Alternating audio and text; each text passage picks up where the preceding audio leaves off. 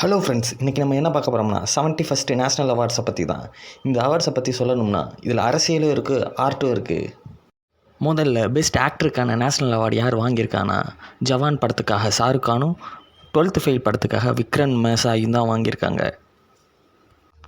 ஷாருக் கான் இந்த அவார்டை ஜவான் படத்துக்காக வாங்குறாரு. 37 வருஷம் கழித்து இந்த நேஷ்னல் அவார்டு அவர் கைக்கு கிடச்சிருக்கு.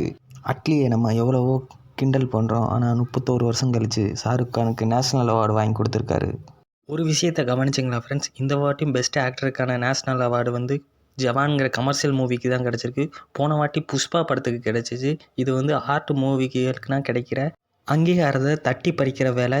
இந்த மாதிரி இருக்கிற வேலையில் தான் ஒரு நல்ல படத்துக்காக நேஷ்னல் அவார்டு கிடச்சிருக்கு. அதுதான் 12th ஃபெயில். 12th ஃபெயிலில் விக்ரம் மாசே வந்து சூப்பராக நடிச்சிருப்பார். இதோட ஒன்லைன் என்னென்னா, ஒரு கஷ்டப்படுற குடும்பத்துலேருந்து ஒருத்தன் எப்படி கஷ்டப்பட்டு ஐஏஎஸ் ஆகி தான் நினச்சதை அடையிறாங்கிறது தான். எல்லோரும் இந்த மூவியை ஒரு வாட்டியாச்சும் பார்க்கணும். அடுத்து நம்ம பார்க்க போகிறது பெஸ்ட் ஆக்ட்ரஸ்க்கான அவார்டு தான். அந்த அவார்டை ராணி முகர்ஜி ஜெயிச்சிருக்காங்க. இதோட ஒன்லைன் என்னென்னா, ஹீரோயின் வந்து தன்னோட குழந்தைக்கு தன் கையால் சோறு ஊட்டுவாங்க. இந்தியன் பேரண்டிங் படி கையால் தானே நமக்கு சோறு ஊட்டுவாங்க, அதுபடி ஊட்டுவாங்க.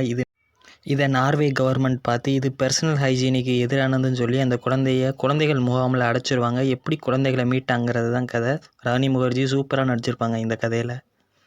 ராணி முகர்ஜினா யாருன்னு தெரியுமா? தெரியலன்னா ஹேராம் படத்தில் ஹீரோயினாக நடிச்சிருப்பாங்கல்ல, கமலஹாசனோட ஃபஸ்ட் ஒய்ஃபாக நடித்து இறந்துருப்பாங்கல்ல கொல்கட்டா ரைடர்ஸில், அவங்க தான். அடுத்து நம்ம பார்க்க வேண்டிய award best supporting actor. Best supporting actor நன்னன் அதர் தென் யாருன்னு உங்களுக்கே தெரியும், எம்எஸ் பாஸ்கர். எம்எஸ் பாஸ்கருக்கு இந்த அவார்டு லாங் டியூ தான். ஏற்கனவே இந்த அவார்டு கிடச்சிருக்கணும் பல படங்களுக்கு, ஆனால் இப்போ தான் கிடச்சிருக்கு. I am so proud of him. தமிழ்நாடே இவரை நினச்சி பெருமைப்படும்.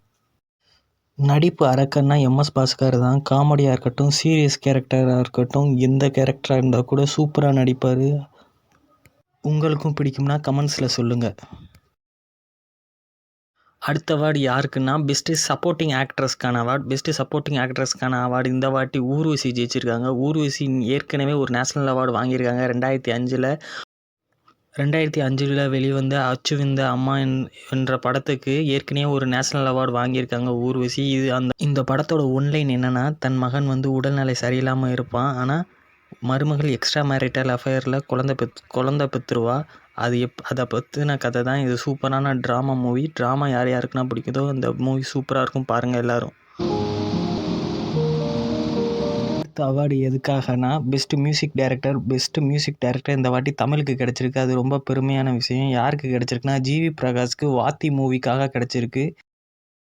நேரத்துக்கு இந்த மியூசிக்கை போட விட முடியாது, டிவோக்காரன் எனக்கு காப்பிரைட் ஸ்ட்ரைக் கொடுத்துருவான்.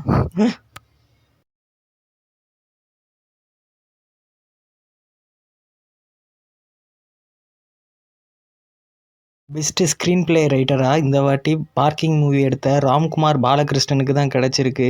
இது ஒரு மூவியில் கதை கவுத்து விட்டால் கூட ஸ்க்ரீன் பிளே தூக்கி நிப்பாட்டும். பல மூவிகளில் ஸ்டோரி நல்லானா கூட ஸ்க்ரீன் பிளே ரைட்டிங்கால் படம் ஜெயிச்ச வரலாறுகள்லாம் நிறையா உண்டு. அடுத்து நம்ம பார்க்க போகிறது முக்கியமான அவார்டு பெஸ்ட்டு சினிமோட்டோகிராஃபி. நீங்களே பாருங்கள் யாருக்குண்டு. ஆமாம் ஃப்ரெண்ட்ஸ், நீங்கள் பார்த்தது உண்மை தான். பெஸ்ட்டு சினிமாட்டோகிராஃபிஸ் கேரளா ஸ்டோரிஸ்க்கு தான் கிடச்சிருக்கு. அந்த கதையில் சில உண்மை கதைகளை எடுத்து எக்ஸாசரேட் பண்ணி ஒரு மொத்த கம்யூனிட்டியை டீஃபேம் பண்ணுற மாதிரி எடுத்திருப்பாங்க. ஒரு வல்கரான ப்ரொபகண்டா அவார்டுங்கிறது ஒரு முக்கியமான அவார்டு. அதுக்கான மதிப்பை இப்போ குறைஞ்ச மாதிரி இருக்குது. நேஷ்னல் அவார்டில் மட்டும்தான் அரசியல் இல்லைன்னு சொல்லியிருப்பாங்க.